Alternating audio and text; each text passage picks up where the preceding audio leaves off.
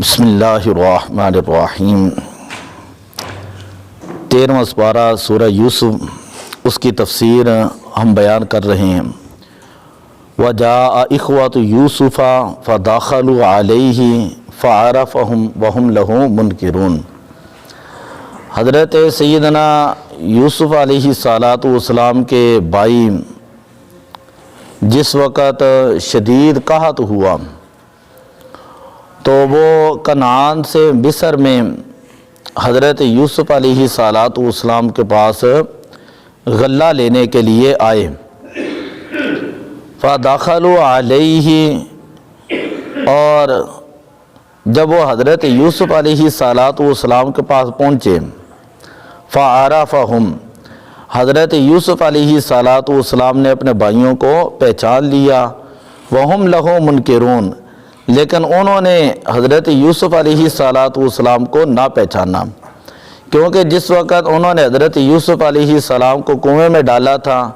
اس وقت سے لے کر اب تک جو ملاقات ہوئی 40 سال کا زمانہ گزر چکا تھا، اور حضرت یوسف علیہ السلام کی عمر مبارک بھی 60 سال سے زیادہ ہو چکی تھی۔ تو ان کے ذہن کے اندر یہی تھا کہ اب تک وہ فوت ہو چکے ہوں گے۔ جب انہوں نے سلام کیا تو حضرت یوسف علیہ السلام نے عبرانی زبان کے اندر ان کے ساتھ گفتگو کی اور ان سے یہ پوچھا کہ تم کون لوگ ہو، کہاں سے آئے ہو؟ وہ کہنے لگے ہم شام کے رہنے والے ہیں اور ہم غلہ خریدنے کے لیے آئے ہیں۔ اور حضرت یوسف علیہ السلام نے فرمایا کیا تمہارا کو بھائی بھی ہیں؟ تو انہوں نے بتایا کہ ہم اپنے یہ بھائی ہیں اور ایک بھائی ہمارا بنیامین ہے، اور وہ بھائی جو ہے وہ ہمارے والد کے پاس ہیں۔ ہمارے والد جو ہیں وہ بوڑھے ہو چکے ہیں، تقریباً 80 سال ان کی عمر مبارک ہو چکی ہے۔ اور اس طرح انہوں نے پھر تمام جو ہے وہ اپنا واقعہ بیان کیا کہ ہم 12 بھائی تھے، لیکن ایک بھائی ہمارے ساتھ جنگل گیا تو وہ ہلاک ہو گیا۔ وہ والد صاحب کو ہم سب سے زیادہ پیارا تھا۔ حضرت یوسف علیہ السلام نے فرمایا اب تم کتنے ہو؟ تو عرض کی کہ اب ہم 10 ہیں۔ پھر فرمایا کہ 11واں کہاں ہے؟ انہوں نے کہا کہ وہ حضرت یعقوب علیہ السلام کے پاس ہے۔ تو حضرت یوسف علیہ السلام کو اسی وقت ہی پتہ چل گیا تھا کہ یہ میرے بھائی ہیں، اور میرا حقیقی بھائی جو ہے وہ بنیامین، وہ حضرت یعقوب علیہ السلام کے پاس ہے۔ وَلَمَّا جَهَّزَهُم بِجِهَادِهِمْ قَالَ ائْتُونِي بِأَخٍ لَكُم مِّنْ أَبِيكُمْ۔ حضرت یوسف علیہ السلام کو تمام معاملات کی خبر ہو گئی، اور حضرت یوسف علیہ السلام نے ان کے لیے سامان تیار کیا، ان کے لیے اونٹ تیار کروائے، سامان ان کو دیا، اور کہا کہ اب جب تم نے دوبارہ میرے پاس آنا ہے غلہ لینے کے لیے تو بِأَخٍ لَكُم مِّنْ أَبِيكُمْ، تو تم نے جو ہے وہ جو تمہارا سوتیلا بھائی ہے، یعنی وہ اپنا تو نہ بتایا کہ میرا حقیقی بھائی، کہا کہ تم اپنے سوتیلے بھائی بنیامین کو بھی ساتھ لے کر آنا۔ اَلَا تَرَوْنَ أَنِّي أُوفِي الْكَيْلَ وَأَنَا خَيْرُ الْمُنزَلِينَ، کیا تم دیکھتے نہیں ہو کہ میں کتنا مہمان نواز ہوں، اور میں نے ہر چیز کو ناپ تول کر کے تمہیں گندم دی ہے۔ فَإِن لَّمْ تَأْتُونِي بِهِ فَلَا كَيْلَ لَكُمْ عِندِي، اگر تم اپنے بھائی کو میرے پاس نہ لے کر آئے تو نہ تو میں تمہیں گندم دوں گا، ولا تقربون، اور نہ ہی پھر تم دوبارہ میرے پاس آنا۔ قالوا سنراود عنہ اباہم وإنا لفاعلون، وہ کہنے لگے کہ ہم ان کو جو ہے وہ لے کر آئیں گے، لیکن ہمارا والد جو ہے وہ اتنی جلدی ماننے گا نہیں، وہ ہمارے اوپر اتنا یقین نہیں کرے گا، لیکن ہم پوری کوشش ضرور کریں گے۔ وقال لفتيانه اجعلوا بضاعتهم في رحالهم لعلهم يعرفونها، حضرت یوسف علیہ السلام نے اپنے خادموں کو، غلاموں کو کہا کہ یہ جو 10 آئے ہیں اور ان کے جو اونٹ تیار ہو چکے ہیں، جو رقم لے کر آئے ہیں، وہ ان کے سامان کے اندر ہی چھپا دو، تاکہ جب یہ گھر جا کر اپنا غلہ اتاریں گے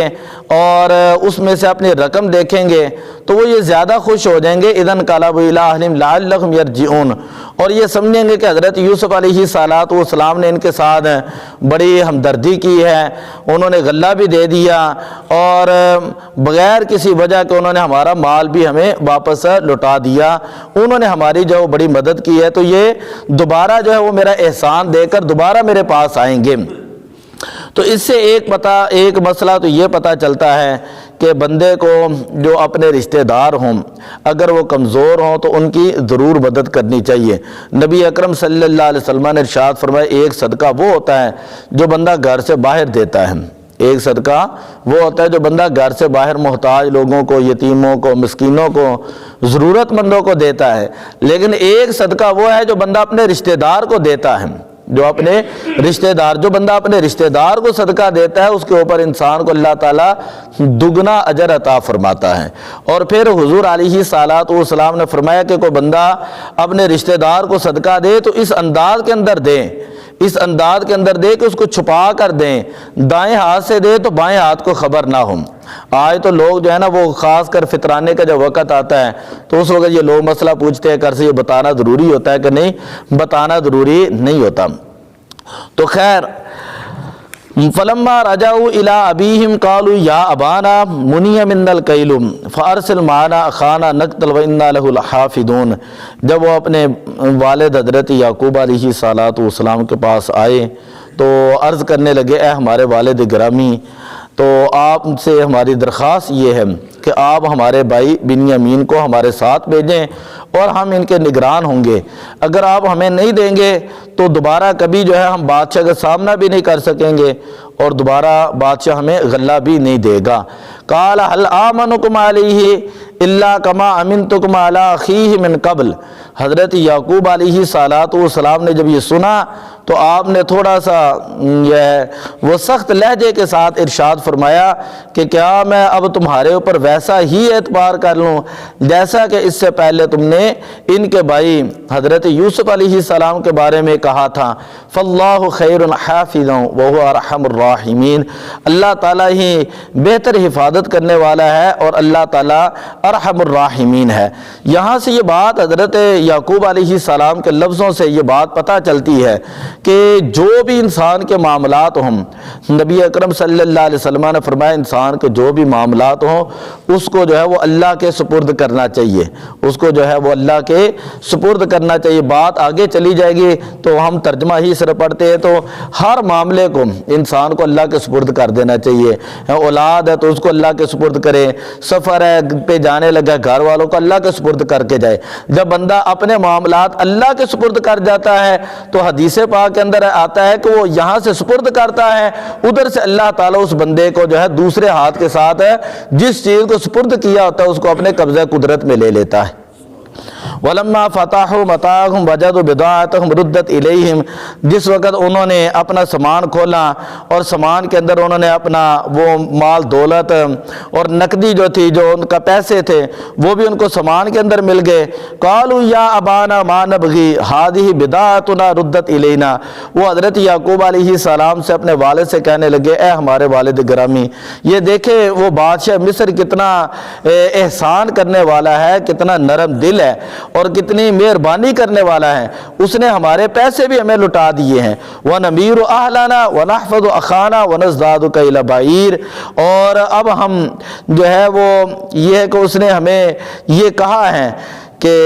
اپنے بھائی کو ساتھ لے کر آنا ہے اور جب لے کر آؤ گے تو اس بھائی کا الگ اللہ دیا جائے گا، تو ذَلِكَ كَيْلٌ يَسِيرٌ، تو یہ بہت ہی آسان ہے بادشاہ کے لیے ایسے کرنا۔ قَالَ لَنْ أُرْسِلَهُ مَعَكُمْ، حضرت یعقوب، آخری آیت پڑھتے ہیں ہم، آگے باقی کل پڑھیں گے۔ حضرت یعقوب علیہ الصلوۃ والسلام نے فرمایا لَنْ أُرْسِلَهُ مَعَكُمْ، میں تو کبھی بھی بنیامین کو تمہارے ساتھ نہیں بھیجوں گا، تمہارے مکر، تمہارے فریب، تمہارے دھوکے اور تمہاری باتوں کا مجھے پہلے ہی پتہ ہے، حتیٰ تؤتونی موثقا من اللہ، یہاں تک کہ تم اللہ کی قسم کھاؤ، یہاں تک کہ تم اللہ کی قسم کھاؤ، لتأتوننی بہ، کہ تم ضرور بھی ضرور، لام تاکید بنون تقی ثقیلہ کا یہ صیغہ ہے، تم ضرور بھی ضرور یوسف کو بنیامین کو ساتھ لے کر آؤ گے، تم اپنے بھائی کو ہر حال میں واپس لے کر آؤ گے، الا ان یحاط بکم، مگر یہ کہ اگر تمہیں کوئی مصیبت پہنچ جائے فلما آتوہ موثقہم قال اللہ علی ما نقول وکیل، تو وہ کہنے لگے کہ ہم وعدہ کرتے ہیں اور قسمیں اٹھانے لگے اللہ کی کہ ہم اللہ کی قسم ہر حال میں کسی بھی صورت میں ہم بنیامین کو واپس ضرور لے کر آئیں گے۔ قال اللہ علی ما نقول وکیل، دوبارہ پھر حضرت یعقوب علیہ السلام نے فرمایا یہ جو تم نے قسمیں کھائی ہیں اس کے اوپر ہم اللہ کو اپنا گواہ بناتے ہیں، اللہ کو اپنا گواہ بناتے ہیں، اور مجھے جو ہے وہ یقین نہیں ہے تمہاری زبانوں کے اوپر، لیکن میں سارے معاملات اللہ کے سپرد کرتا ہوں۔ تو دعا اللہ عمل کی توفیق عطا فرمائے۔ اس سے آگے کل پڑھیں گے۔ الصلاۃ والسلام علیک یا رسول اللہ۔